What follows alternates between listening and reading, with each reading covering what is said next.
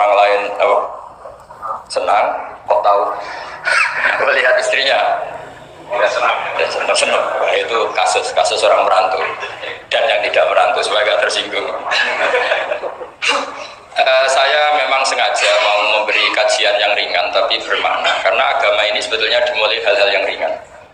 Nggak ada ceritanya filosofi agama itu berat, karena jubilatil ukul ala qabulil haqq. Semua ulama berpendapat akal itu dipaksa untuk menerima kebenaran. Saya pernah ditanya seorang dokter, dia tanya gini, Bapak, zina itu kan enak, kenapa haram? Lalu tidak enaknya zina di mana? Terus dia saya tantang, andai kan zina wajib kamu bingung, kok bisa? Kalau setelahnya terus tak suruh lagi kamu bisa, ya udah bisa. Akhirnya dia mikir iya ya, kalau wajib malah bingung, harus mengumpulkan uang untuk murder, dan kalau dia senang seseorang nggak harus kesampe. Ya kan, kalau kamu senang seseorang kan tidak mesti dia senang kamu, kan repot kan? Kalau senang tidak mesti dia senang kamu, atau nggak senang maunya dibayarkan, repot. Mendingan diharamkan terus tidak usah, kan enak malah. Tidur di kamar happy santai, syukur-syukur itu terganti oleh sujud, oleh munajat, oleh kesenangan-kesenangan yang religi. Misalnya maling diharamkan ya enak, kalau kita boleh maling malah digebuki orang, malah repot. Barokahnya diharamkan tidak dapat pahala, tidak digebukin orang gitu. Sama, jadi perlu membuat argumentasi agama itu penting. Selama ini ada kesolehan amatir, itu yang sering saya kritik setiap saya ngaji, itu kesolehan apa? Amatir. Misalnya gini, kadang-kadang orang malah gitu, Islam itu repot, mau kebar gak boleh, mau bebas gak boleh, andai kan boleh semua kan enak. Pertanyaannya adalah, ketika boleh semua, apakah lembaga maksiat ini tidak ada aturan? Kan tetap ada aturan. Boleh pakai kalau bayar, itu aturan enggak? Aturan. Kalau yang cantik mahal kan aturan. Kalau apa khomer atau arak yang enak mahal kan aturan. Artinya gini, di tempat yang maksiat pun banyak apa? Aturan. Kenapa aturan di tempat maksiat kamu anggap kebebasan, sementara agama ngatur kamu anggap pengekangan? Ini namanya soleh amatir apa? Soleh amatir itu yang latihan soleh. Tapi kalau solehnya sudah lama, kayak saya ini masuk soleh sudah lama, tidak tahu saya. Dari Gus Bak Syukur yang nggak seneng namanya akan komentari ujub, ya sudahlah itu biasa manusia seperti itu.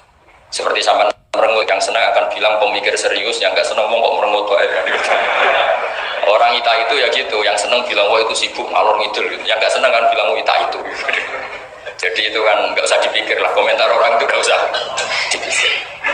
Jadi ini penting saya utarakan. Sehingga saya berpikir, terutama untuk zaman akhir, saya ulang lagi, terutama untuk zaman akhir, saya buktikan sekian ayat. Sebenarnya saya hafal Quran, tapi ini tak bawa Qurannya supaya nanti kamu bisa nyari ayatnya. Syukur-syukur kamu bisa nyanyi saya hafal Quran, bagus ini. Kalau enggak ya kacau. Sekarang banyak orang bantah apa orang hafal Quran, dia sendiri nggak hafal. Saya sering di Jogja, saya mau tanya tafsir sama jenengan, karena tafsir Kemenak itu ada kesalahan sekian 2000 itu, tak tanya kamu hafal Quran enggak? Aduh repot ini kata saya. Ini kayak Tyson tinju sama Elias Pikal kata saya. Kalau kelasnya nggak sama mati soalnya kata saya.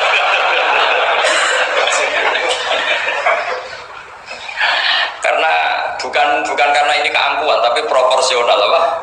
Proporsional. Saya cerita yang ringan-ringan saja, sebagaimana sanad saya dari guru-guru saya ila Rasulullah SAW.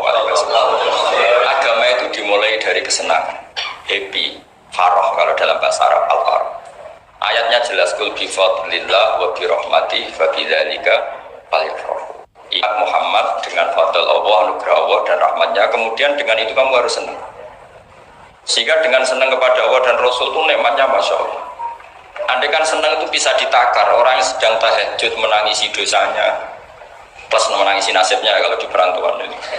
Itu senangnya sama orang yang sedang dugem itu mesti kalah, mesti senang yang sedang tahajud. Karena orang-orang maksiat itu sebenarnya orang-orang susah. Kalau tidak susah gimana? Setelah itu semua ditanya senangnya di mana? Tidak tahu dia mabuk. Sementara senang kamu ingat betul tadi malam saya nangisi dosa-dosa saya, nangisi nasib saya, kemudian tenang karena kembali ke Allah, kembali ke Rasul. Itu luar biasa senangnya. Tapi masalahnya sekarang ibadah itu kayak ancaman. Kalau ada pondok mewajibkan tahajud itu santrinya itu sudah mendelik dulu. Kalau di masjid-masjid gini itu kira-kira diwajibkan tahajud, orang juga protes. Ini aliran sesat, sunat kok diwajibkan. Jadi agama itu banyak keunikan, tapi yang jelas saya pastikan kamu harus senang. Kata Rasulullah SAW, salasun mangkun nafihi wajata halawatal iman. Tiga hal ini, kalau tiga hal ini ada pada kamu, ada pada kita, pasti kita ini menemukan halawatal iman, manisnya iman. Yaitu satu, ayyakuna wa rasuluhu ahabba ilaihi mimma siwahuma.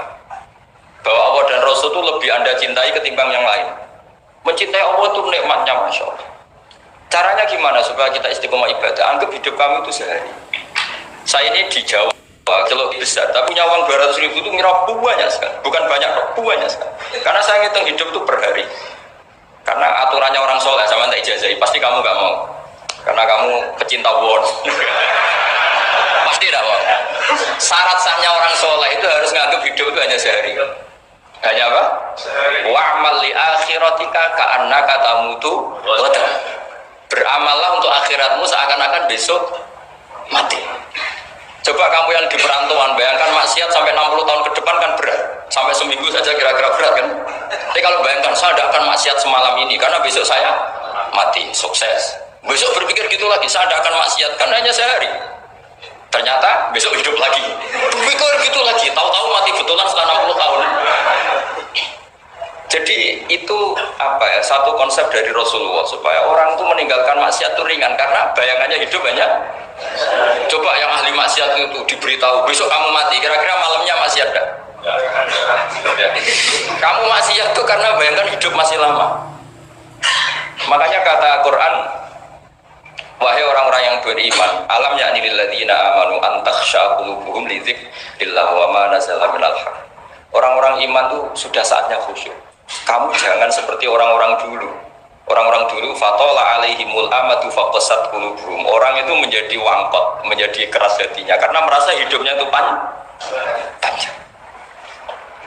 Ini penting, ini konsep-konsep yang ada di hadis sahih. Jadi tidak perlu kamu soal ini sahih apa enggak, tak pastikan sahih.